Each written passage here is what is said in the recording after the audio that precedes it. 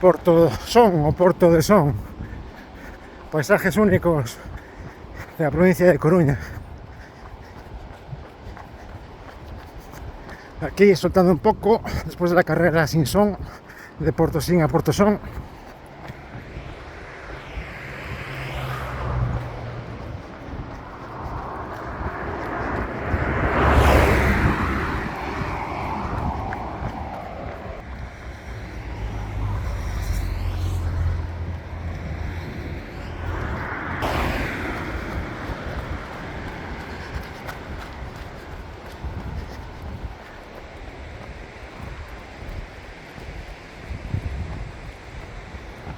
Vuelta 1, 7:32.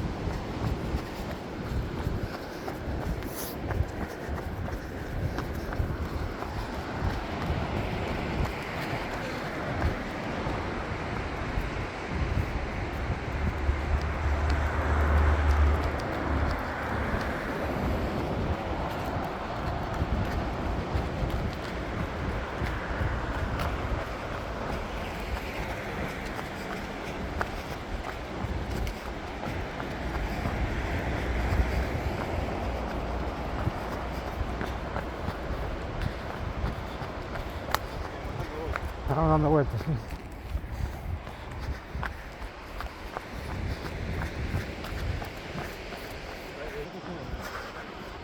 Más 2,15 de alto, 25.